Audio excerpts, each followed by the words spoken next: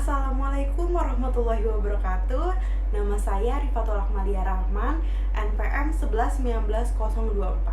Yang terhormat kepada Ibu Farhana SHMH selaku dosen hukum pidana ekonomi.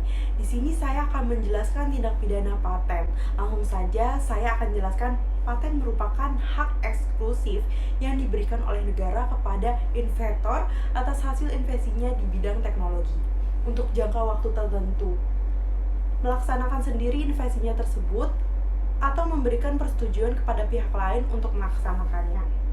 Paten sederhana diberikan untuk investasi yang berupa produk yang bukan sekedar berbeda dari ciri teknisinya, tetapi harus memiliki fungsi atau kegunaan yang lebih praktis daripada investasi sebelumnya disebabkan bentuk, konfigurasi, konstruksi, atau komponennya yang mencakup alat, barang, mesin, komposisi, formula, senyawa, atau sistem.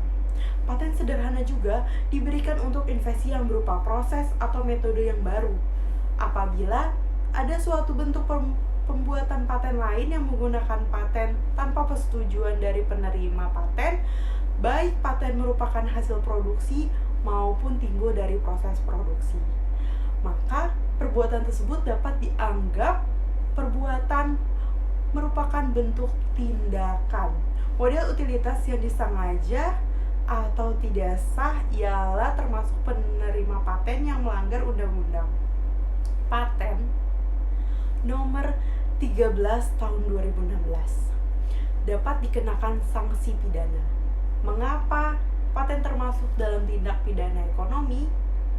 Paten termasuk dalam tindak pidana ekonomi karena pemegang paten memiliki hak untuk memberikan lisensinya dalam suatu perjanjian, di mana berdasarkan perjanjian tersebut pemegang paten dapat merasakan manfaat ekonomi. Jadi ketika hak tersebut dilanggar oleh pihak lain, sehingga pemegang paten yang dilindungi oleh undang-undang tidak dapat merasakan manfaat ekonomi, maka hal tersebut termasuk dalam tindak pidana ekonomi. Kemudian, mengenai unsur-unsur tindak pidana paten. Yang pertama adalah kesalahan dengan sengaja. Tindak pidana ini merupakan tindak pidana dolus. Secara tegas dicantumkan unsur-unsur kesengajaan, bentuk kesengajaan. Dalam hal dicantumkan unsur-unsur sengaja ini ada dua hal yang perlu dipahami. Pertama tentang arti sengaja, kedua tentang kemana unsur sengaja itu ditunjukkan atau diarahkan. Menurut pasal 161, setiap orang yang dengan sengaja dan tanpa hak melakukan perbuatan sebagaimana dimaksud dalam pasal 160 untuk paten, di mana dengan pidana penjara paling lama 4 tahun dan atau denda pidana paling banyak 1 miliar. Kemudian unsur-unsur yang kedua adalah melawan hukum tanpa hak frasa. Tanpa hak, dalam anak kalimat tanpa hak melakukan perbuatan adalah merupakan unsur melawan hukum. Kemudian yang ketiga mengenai unsur-unsurnya, yaitu perbuatan dalam hal paten produk ada 9 bentuk perbuatan yang dilarang yang sifatnya alternatif. Cukup terbukti salah satu di antara 9 perbuatan sebagaimana dari perbuatan-perbuatan tersebut adalah merupakan perbuatan dalam perjanjian. Misalnya menjual, mengimpor, menyewakan, dan lain-lain. Kemudian untuk objek paten produk adalah produk suatu barang tertentu yang diberikan paten. Objek tindak pidana pasal 161 junto pasal 160 huruf A ialah barang yang dihasilkan yang diberi hak paten.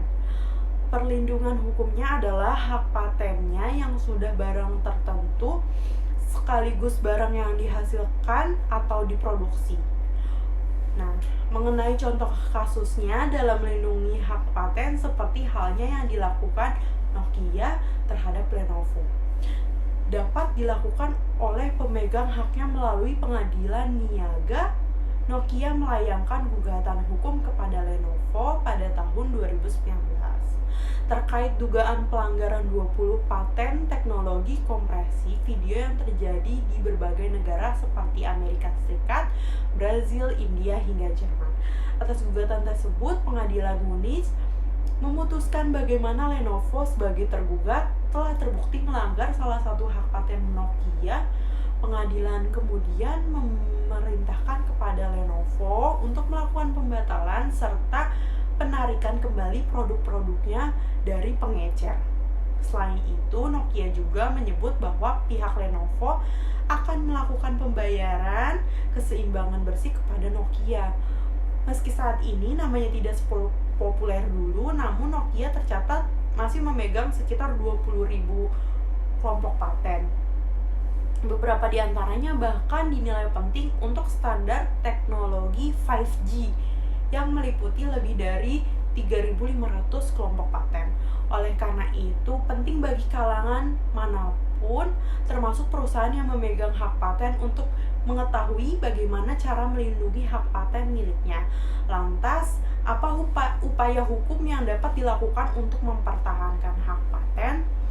Seperti halnya upaya hukum yang dilakukan pihak Nokia, upaya hukum yang dapat dilakukan para pemegang paten Indonesia untuk mempertahankan haknya adalah dengan mengajukan gugatan.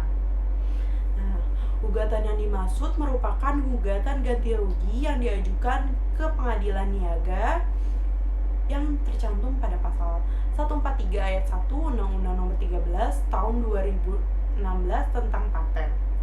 Sekian penjelasan tentang hukum pidana paten. Kurang lebihnya mohon maaf. Wassalamualaikum warahmatullahi wabarakatuh.